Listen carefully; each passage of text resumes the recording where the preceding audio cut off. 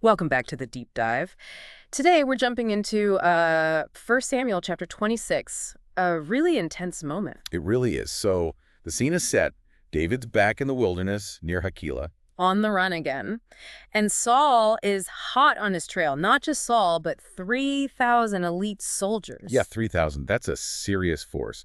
And it's because the Ziphites tipped Saul off again. Right. They told Saul exactly where David was hiding.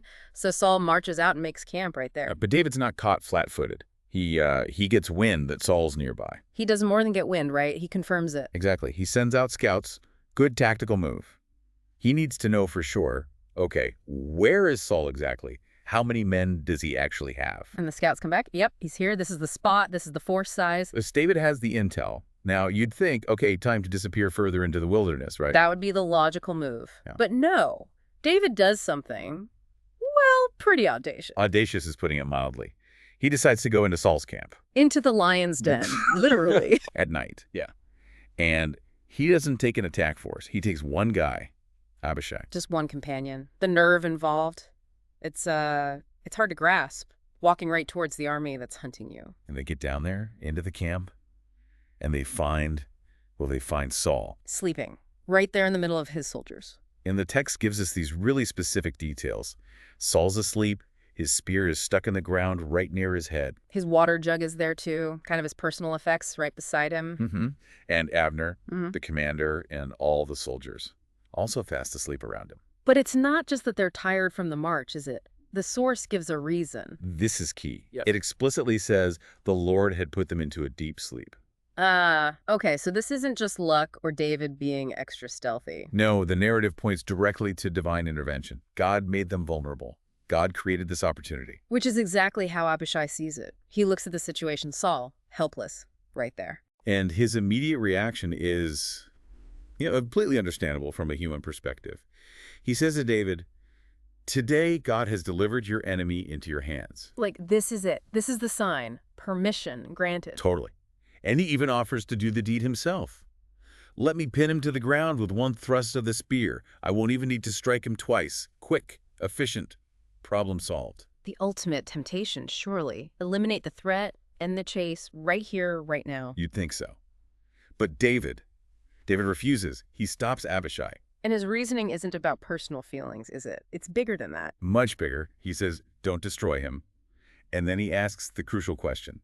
Who can lay a hand on the Lord's anointed and be guiltless? The anointing, that's the line David won't cross, even though Saul is trying to kill him. Right. It's about respecting the office, the divine choice, regardless of the person's actions. It's a matter of principle, not practicality. And he doesn't just say no. He actually expresses faith that God will handle Saul in his own time. Exactly. He says something like, as surely as the Lord lives, the Lord himself will strike him down. Or maybe he'll die naturally or fall in battle someday. But it won't be by David's hand. Precisely. The Lord forbid that I should lay a hand on the Lord's anointed. That's his firm stance. So, okay, no killing. But he doesn't just sneak away either. He needs proof. Right. He needs to show he was there, that he could have done it.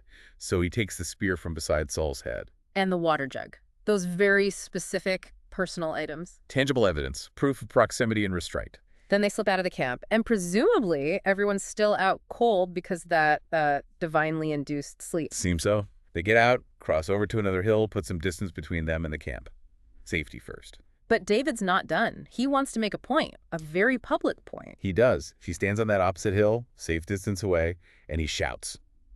Loudly. Not at Saul initially, though, right? He calls out to someone else. Yeah, he calls out to Abner, Saul's commander, the guy whose job it was to protect the king. Imagine waking up to that.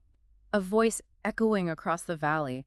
Abner must have been completely disoriented. His response is basically, who are you? Who's calling to the king? Just confusion. And David's reply is, well, it's sharp. He really goes after Abner's failure. Oh, absolutely. He hits him where it hurts. You're supposed to be the best man in Israel, aren't you? A real man. Kind of sarcastic, Then the accusation. So why didn't you guard your lord the king? Someone came into the camp tonight to destroy him. He lays the potential consequence right out there. And he doesn't stop there. He tells Abner he and his men deserve to die for this lapse, for failing to guard the Lord's anointed. Strong words. And then comes the kicker, the The proof. The evidence. Look around, David yells. Where are the king's spear and the water jug that were right by his head? Checkmate. There's no arguing with that. He was there. He could have killed Saul. Abner failed completely. That deep sleep was the only reason Saul was still alive. And it's hearing this voice, this specific challenge, that makes Saul realize who it is. Yeah, Saul hears him and calls out, "Is that your voice, David, my son?" That my son part is complicated, isn't it? Given everything. Deeply complicated. It hints at that past relationship, the potential that was destroyed by Saul's jealousy. David confirms, yes, it's me, my lord the king. But he immediately follows up with the hard question. Why are you pursuing me? What have I actually done wrong? He pleads his innocence again. And then he offers these two possibilities for why Saul is acting this way. Right. He says, maybe, just maybe, the Lord has stirred you up against me. If that's the case, he suggests, maybe an offering would help appease God. Or the other possibility. Or maybe it's just men. People whispering in Saul's ear, slandering David. And if it's them, David pronounces a curse on them. a strong one. Cursed be they before the Lord, because by driving him out, away from his home, his inheritance. They're effectively cutting him off from worshiping God properly within the community of Israel. He feels like they're basically telling him, go off and serve other gods, because they're making it impossible for him to live as part of God's people in the Promised Land. You can really feel the anguish there, the sense of exile, not just physically, but spiritually. Yeah, he cries out, don't let my blood fall to the ground, far from the presence of the Lord. It's this raw plea. And then he uses those analogies, comparing himself to, what, a flea? A single flea, or a partridge being hunted in the mountains. It emphasizes how absurd the situation is. The king of Israel, with this massive army. Hunting a flea. It really highlights the injustice, the sheer waste of resources and energy driven by Saul's obsession. And hearing all this, the plea, the proof of restraint, the accusation, it seems to break through to Saul, temporarily at least. He has one of those moments of clarity. What does he say? He just admits it flat out. I have sinned. Wow. Direct confession. Yeah. Come back, David, my son. And he acknowledges David's action. Because you considered my life precious today, I won't try to harm you again. He even calls his own behavior foolish and a great error. It's a remarkable turnaround, even if we know it doesn't ultimately stick.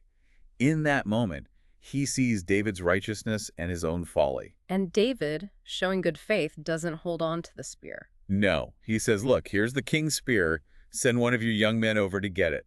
The point was made. He doesn't need it as a trophy or leverage. And he uses this moment to reiterate his core belief, doesn't he? He does. He connects his actions directly to his faith.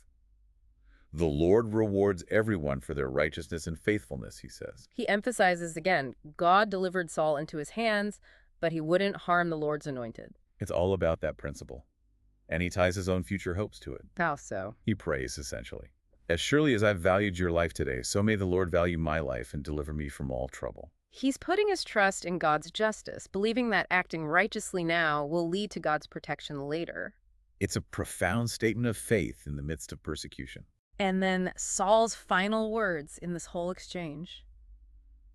They're pretty stunning, considering he was just trying to kill David. They really are. After confessing, he actually blesses David. A blessing from Saul. Yes. May you be blessed, my son David. You will do great things and surely triumph. It's almost like a prophecy. Coming from the man whose life David just spared precisely because he was the Lord's anointed, even though he was acting against God's will, that's layered. Incredibly layered. And that's how the encounter ends. David goes his way, still a fugitive. And Saul turns around and goes home, back to his palace, presumably back to his paranoia eventually. Exactly. A temporary truce, a moment of truth, but the underlying conflict isn't resolved. So, looking back at this deep dive into 1 Samuel 26, the overwhelming theme is David's just incredible restraint, isn't it? Absolutely. Faced with the perfect chance for revenge, or maybe even self-preservation, he chooses principle over pragmatism. And it really throws that contrast into sharp relief. Abishai's view, he's the enemy, God gave him to us, let's end this. Versus David's view, he's the Lord's anointed, vengeance is God's, not mine. It makes you think, doesn't it?